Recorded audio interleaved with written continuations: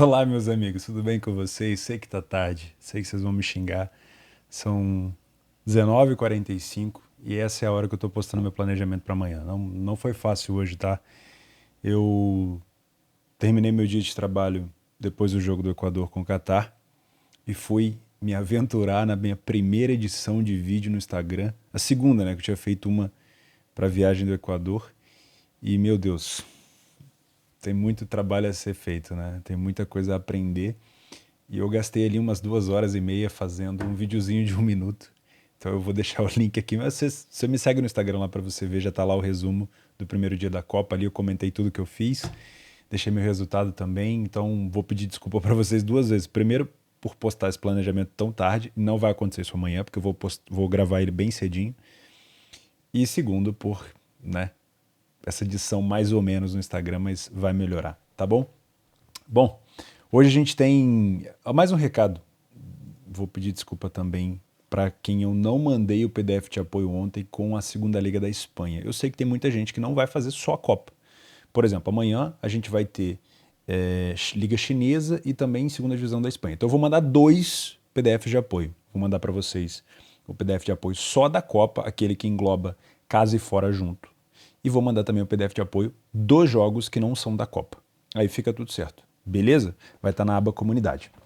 Vamos falar sobre esse dia 21, também conhecido como segunda-feira, que aí começa aquela pré-maratona já, que vai começar na terça com 4 jogos. Se eu já tive dificuldade nesse dia com um jogo só, vamos ver com 3 que eu vou arrumar.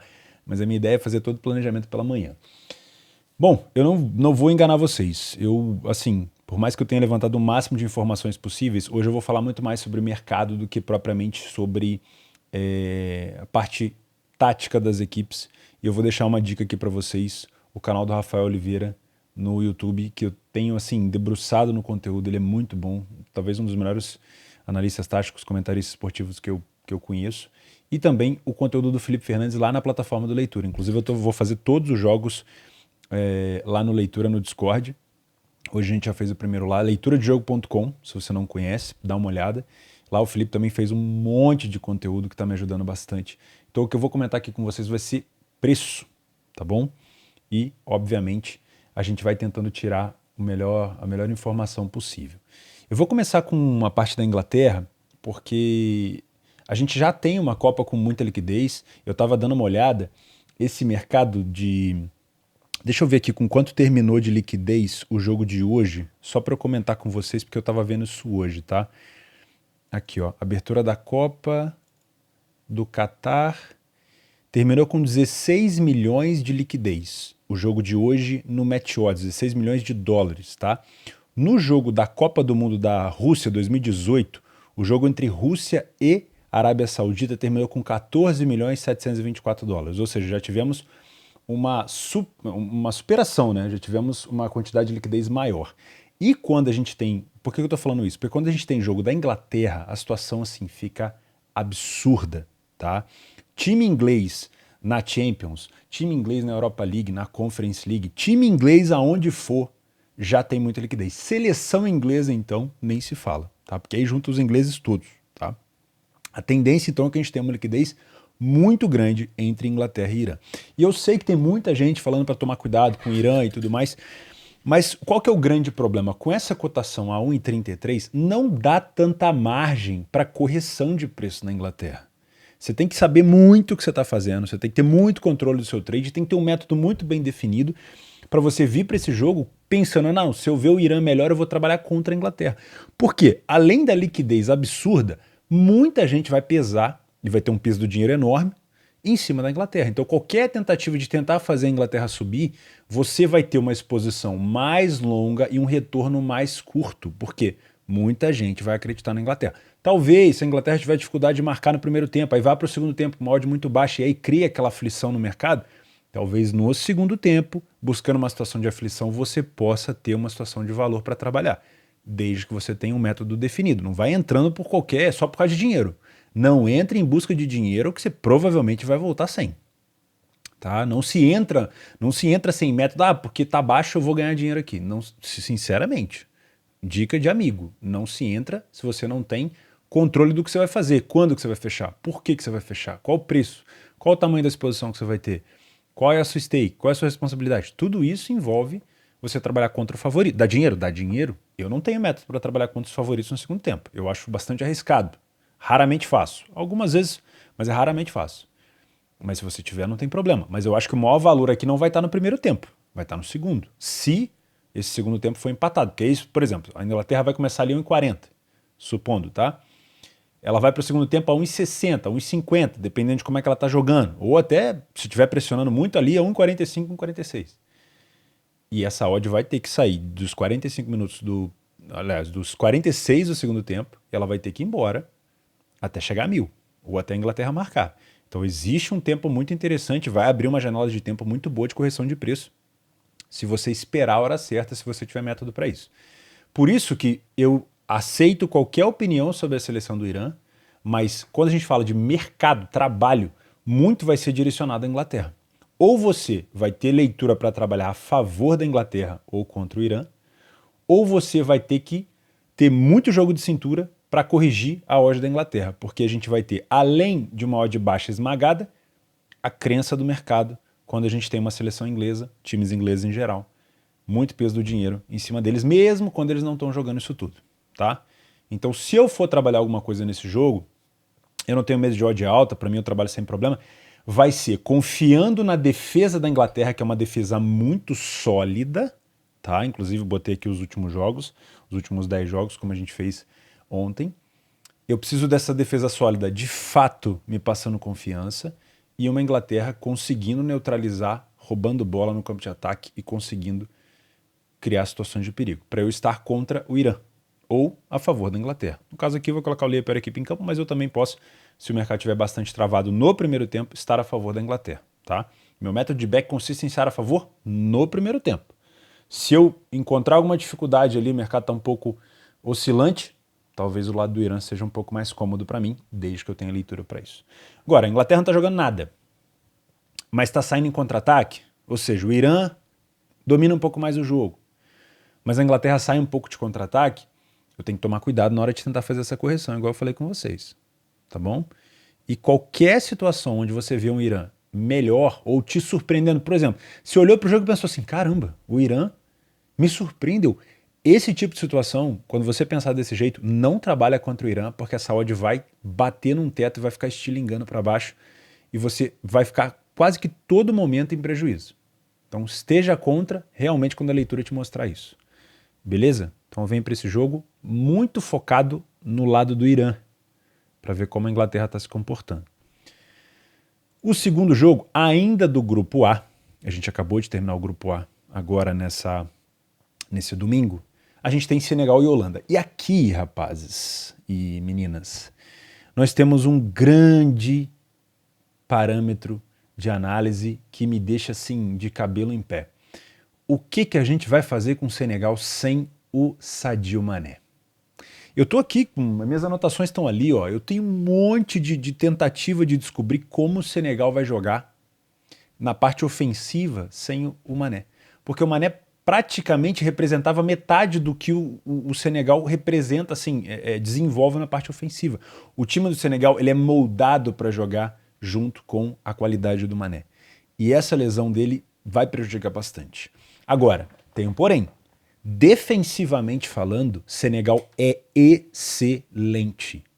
Não cria o estereótipo, isso o Rafael falou muito bem, de que Senegal é um time físico, que vai marcar pressão, que vai ficar fazendo abafa, que vai jogar de qualquer jeito, ou seja, muito mais físico do que técnico. Gente, a seleção de Senegal tem jogadores que jogam na Europa há muito tempo. São jogadores muito bons, de excelente qualidade, principalmente na defesa. Tem dificuldade para marcar gol? Tem dificuldade para marcar gol. Ofensivamente falando, é um time que marca poucos gols. Eu vou até puxar os dados aqui, ó. Foram 13 gols apenas nos últimos 10 jogos. A Holanda, por exemplo, marcou 23. São 10 gols a mais. Mas é uma seleção com uma defesa muito sólida, só tomou 9. É uma seleção que oferece pouca oportunidade para o adversário. Então, não venham para esse jogo. Eu sei que a Holanda é superior. Eu listei quase todas as jogadas de perigo do Senegal desse ano de 2022 até o fim do ano de 2021. Eu fui ver todos os lances de perigo que eles criaram.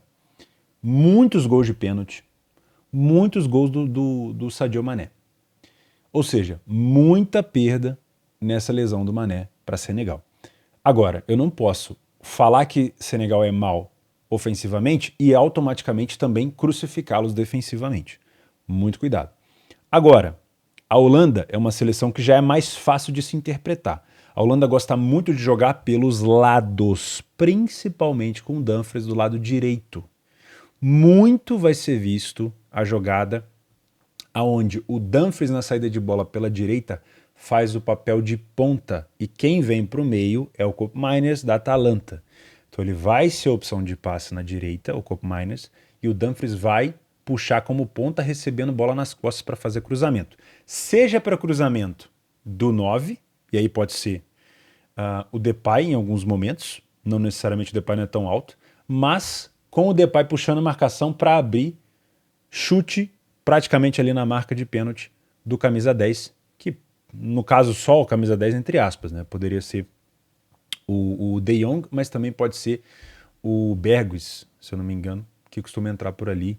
Enfim, a Holanda é muito de lateral, tá? De correria. E assim como o Equador, inclusive hoje eu me decepcionei com o Stupinhan, número 7, que ele não subiu tanto. Mas assim como o Equador, a Holanda, o Dumfries principalmente faz muito bem isso na Inter, ele vai e volta. É um cara de muita velocidade que consegue fazer essa transição, então não vai ficar sempre descoberto. São dois times que tomam poucos gols, principalmente porque a gente tem na zaga ali, como miolo de zaga, o Van Dijk, que é um cara excepcional. Tem uma excelente bola aérea, os dois times são excelentes cabeceadores, porque são altos, mas a Holanda, talvez na qualidade, seja um pouco melhor. Eu colocaria a Holanda como favorita e bem favorita para esse jogo, principalmente com a saída do Sadio Mané, tá? Mas eu coloco o Senegal como uma possibilidade de classificação nesse grupo, porque Qatar está jogando muito mal pelo que eu vi hoje, e a gente pode ter sim Senegal encontrando uma boa posição, um bom suplente para o Mané e conseguindo até surpreender a seleção de Equador. Mas contra a Holanda vai ser um pouco complicado, tá? Só aviso vocês de novo, não é porque Senegal está defasado ofensivamente que a gente pode crucificar Senegal defensivamente. Ofensivamente é uma coisa, realmente eles estão com dificuldade de marcar gol, principalmente sem o Mané, mas defensivamente é uma equipe sólida, organizada, com jogadores com experiência europeia. Beleza? Para mim, vai passar muito por como a Holanda faz a sua marcação, a sua saída de bola. Eu não acho que o Senegal vai fazer marcação-pressão o tempo todo, então a Holanda talvez tenha espaço para saída. E eu quero ver se os laterais da Holanda estão conseguindo passar, porque geralmente quando passa um, puxa toda a marcação, o outro fica liberado. Por exemplo, o Blind fica liberado. Blind, né? Blind é cego. Fica liberado para correr em velocidade e para poder chegar como um ala para finalização. Beleza? Então aqui vai ser mais complicado, hein? Mas vamos ver o que o Senegal vai arrumar. Também estou de olho aqui na possibilidade de trabalhar contra Senegal. Mas é o seguinte, a Holanda vai ter que me surpreender um pouco mais na parte ofensiva, tá? E Senegal me surpreender de uma maneira assim, vamos dizer, hoje eu estou esperando uma defesa sólida. Senegal tem que estar jogando assim, com uma saída de bola ruim, com mau posicionamento, para eu começar a ter mais confiança. Se eu ver o meu Holanda com a bola, mas Senegal bem fechada, talvez não seja uma posição interessante ficar contra Senegal, porque Senegal deve jogar em velocidade, principalmente agora sem o Mané. E por último, Estados Unidos e País de Gales. Aqui são equipes que se equivalem, tá? Estados Unidos hoje ele é mais favorito, talvez pelo nome, por alguns jogadores de mais experiência que possam jogar ali no cenário europeu. Mas vou dizer para vocês, Gales é um time muito sólido defensivamente também, tá? A gente tem aqui, ó, Gales tomou apenas, se não me engano, 14 gols nos últimos 10 jogos. Venceu pouco, é um time que vence pouco, é um time que marca poucos gols, realmente não dá para esperar muito. Mas qual que é o problema? O nível de enfrentamento de Gales no cenário ali europeu é um nível de enfrentamento muito mais forte do que o nível de enfrentamento dos Estados Unidos. Então é comum que a gente veja os Estados Unidos fazendo, por exemplo, como está aqui no PDF, ó, 20 gols, tendo sofrido só 7. Mas, sinceramente, eu acho que essas seleções se equivalem, tá? E é o primeiro jogo de odds praticamente parelhas. Esse favoritismo dos Estados Unidos, ele tá muito pela parte de ataque ali dos Estados Unidos, jogadores mais velozes. Mas eu não acho que o País de Gales é besta. Se eu não me engano, depois de 65 ou 64 anos que o País de Gales está de volta à Copa, o Bale bate muito bem se estiver disponível. Bola parada.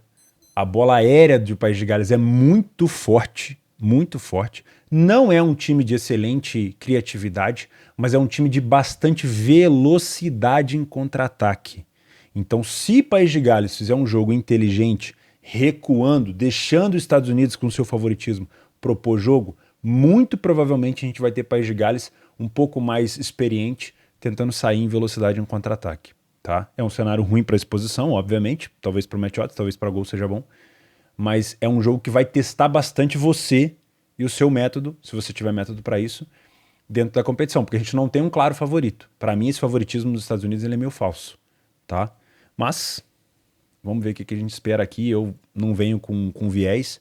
Para mim, eu posso trabalhar correção de preço para os dois lados, mas assim, eu acompanho muito mais hoje a seleção do País de Gales, então talvez eu esteja um pouco enviesado por conta disso, mas eu não acredito que essa odd dos Estados Unidos ela é tão justa assim. Talvez é um cenário de mais odds parelhas do que tanto peso para os Estados Unidos, e ouso dizer que o País de Gales, se jogar de uma forma inteligente, consegue punir os Estados Unidos aqui na bola aérea e nos contra-ataques. Vamos ver como é que os Estados Unidos vai se comportar. Beleza? Ó, prometo que amanhã eu vou chegar mais cedo aqui, às 5 da manhã eu vou acordar, vou gravar um planejamento, assim eu não deixo para mais tarde, até porque eu tô cansado, tô morto, né? Vou deixar aqui embaixo e deixei no meu Telegram o link do meu Instagram para você ver o meu resumo hoje. Vai lá, dá uma moral para mim, envia para seus amigos, comenta, me conta como é que foi seu dia, porque, cara, não é fácil, tá? E me expor assim é uma coisa complicada, expor resultado. Então, espero que esteja valendo para você. Beleza?